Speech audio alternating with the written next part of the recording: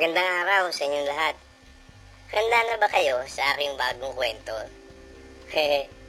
Ang kwento ko ngayon, katulad ng dati, ay tungkol sa lalawigan ng Laguna na tinatawag noong panahon ng mga Kastila na La Provincia de la Laguna de Bae.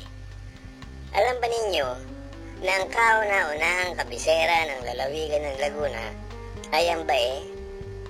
Oo. 7 taon lamang makalipas ang makasaysayang pagsalubong ni Gatpangil na inuisyong dato ng Bae kay Kapitan Juan de Salcedo noong taong 1571, itinalaga na ng pamahalaang Kastila ang Bae na siyang kabisera ng lalawigan at hinawakan ng Bae ang karangalang ito sa loob ng 300 taon bago ito napalipat sa bayan ng Pagsangan. Noon, ang Pagsangan ay isa lamang baryo ng bayan ng Lumban, na isa sa mga kauna-unahang bayan na itinatag ng pamahalang Kastila sa Laguna sa pamamagitan ng mga paring Fransiskano. 8 mga Hapon at sino mga ngalakal na nakapangasawa ng mga katutubo ang nanirahan sa kapirasong sulok ng Lumban, kung saan nagsasanga ang 2 ilog. Nagtatag sila dito ng isang sentro ng kalakalan na bagsakan ng bunga o nganga.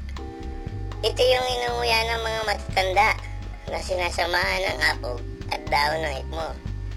Kung minsan, tinatawag itong maskada.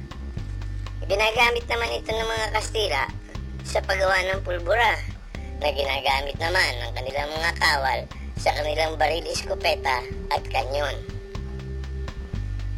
Sumigla ang kalakalan dito hanggang sa dumami ng dumami ang mamamayan sa munting baryong ito. Makalipas ang 25 taon, noong taong 1668, pumapila ang mga mamamayan dito na ihiwalay sila sa Lumban at gawin silang isang hiwalay na bayan.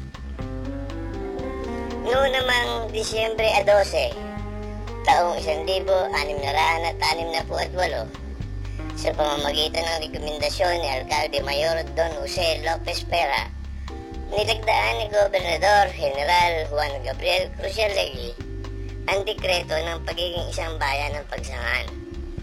Dahil sa mabilis na pagunlad ng Pagsangan at sa pagsisikap ng mga ikalawang henerasyon ng mga mestisyong sanglaya o yung mga anak ng mga naunang mga Tsino at Hapong mga ngalakal, na agaw ng Pagsangan ang karangalang maging kabisera de la probinsya. Noong taong 1688, ang Pagsangan ay itinilaga na kabisera ng Laguna sa loob ng 170 taon, mula noong taong 1688 hanggang taong 1858. Ang Pagsangan ay nagsilbing kabisera ng lalawigan bago ito nalipat sa Santa Cruz. Katulad ng Pagsangan, ang Santa Cruz ay isa ring baryo ng Lumban. Nakakaintriga ang alamat tungkol sa paghiwalay ng Santa Cruz sa bayan ng Lumban. Ayon sa kwento, mayroon daw 3 mayayamang mga manang. Nagsisimba silang regular sa simbahan ng Lumban. Subalit ayaw nilang pasimulan sa pari ang misa hanggat hindi pa sila dumarating. Ang problema, laging huli kung dumating ang mga manang at tinatanghali ang misa. Isang araw, nabagot na ang pari at nagmisa kahit wala pa sila. Nagalit ang 3 mayamang manang at nagpatayo ng sariling simbahan. Nang inuukay daw ang pundasyon ng simbahan, nakahukay sila ng malaking kahoy na hugis krus, kaya tinawag ang lugar na ito na Santa Cruz. Pinalakid ginawang bato ang simbahan dito ng Fransiskano misyonero na si Padre Antonio de la Llave at inihandog ito sa Birhen ng Immaculada Concepcion. Noong taong 1672, nawalay sa bayan ng Lumban ang kasalukuyang bayan ng Santa Cruz. Noong taong 1858, Nalipat ang kabisera ng lalawigan ng Laguna sa Santa Cruz, buhat sa bayan ng Pagsangan. Isang karangalan taglay ng Santa Cruz hanggang sa kasalukuyan. Yan ang kasaysayan ng pagkakalipat-lipat ng kabisera ng Laguna.